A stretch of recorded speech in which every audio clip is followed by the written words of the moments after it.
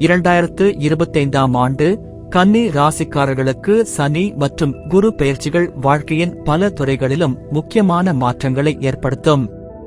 திருக்கணித முறையின்படி இந்த பெயர்ச்சிகள் உங்கள் தொழில், குடும்பம், ஆரோக்கியம், நிதி மற்றும் ஆன்மீக வளர்ச்சியில் குறிப்பிடத்தக்க தாக்கங்களை ஏற்படுத்தும்.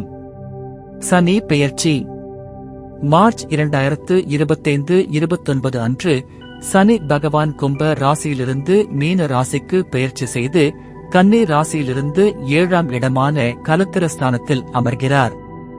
சனி பகவான் 7ஆம் இடத்தில் சஞ்சரிப்பது திருமண வாழ்க்கை, கூட்டாளிகள் மற்றும் பொதுவாக உறவுகள் தொடர்பான பலன்களை குறிக்கிறது. பலன்கள்: திருமண வாழ்க்கை சனி பகவான் 7ஆம் இடத்தில் இருப்பதால் தம்பதியருக்கிடையில் புதிய புரிதல்கள் உருவாகலாம். சிலருக்கு திருமண வாழ்க்கையில் சவால்கள் ஏற்படலாம்.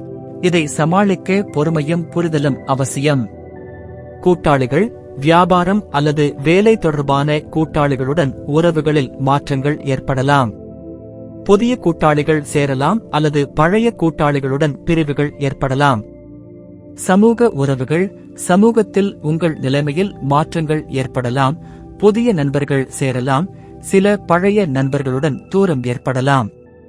கவனிக்க வேண்டியவை: பேச்சுத்திறன், உங்கள் வார்த்தைகள் மற்றவர்களுக்கு எப்படி பாதிக்குமென கவனிக்கவும். தவறான புரிதல்கள் ஏற்படாமல் இருக்க நிதானமாக பேசவும். ஆரோக்கியம், சனி பகவான் 7ஆம் இடத்தில் இருப்பதால் சிறிய ஆரோக்கிய பிரச்சனைகள் ஏற்படலாம். குறிப்பாக சிறுநீரகம், வயிறு மற்றும் தோல் தொடர்பான பிரச்சனைகள். பணியிடம், வேலைப்பளு அதிகரிக்கலாம். புதிய பொறுப்புகள் ஏற்படலாம். இது உங்கள் மனநிலையை பாதிக்கக்கூடும். எனவே மன அமைதியை பேண தியானம் மற்றும் யோகா போன்ற செயல்களில் ஈடுபடவும். பரிகாரங்கள்: சனி பகவானை வழிபாடு. சனிக்கிழமைகளில் சனி பகவானை வழிபடவும். சனீஸ்வரர் கோவிலில் எண்ணெய் அபிஷேகம் செய்யவும். அன்னதானம், சனிக்கிழமைகளில் ஏழைகளுக்கு உணவு வழங்கவும். இது சனி பகவானின் கருணையை பெற உதவும். தியானம் மற்றும் யோகா மூலம் மன அமைதியை பேணவும். இது சனி பகவானின் சவால்களை சமாளிக்க உதவும். குரு பெயர்ச்சி மே 2025 14 அன்று குரு பகவான் ரிஷப ராசியிலிருந்து மிதுன ராசிக்கு பெயர்ச்சி செய்து கன்னி ராசியிலிருந்து 10ஆம் இடமான கர்மஸ்தானத்தில் அமர்கிறார். குரு பகவான் 10ஆம் இடத்தில் சஞ்சரிப்பது தொழில், சமூக நிலை மற்றும் வாழ்க்கையின் இலக்குகள் தொடர்பான பலன்களை குறிக்கிறது. பலன்கள்: தொழில், குரு பகவான் 10ஆம் இடத்தில் இருப்பதால் தொழிலில் முன்னேற்றம் காணலாம்.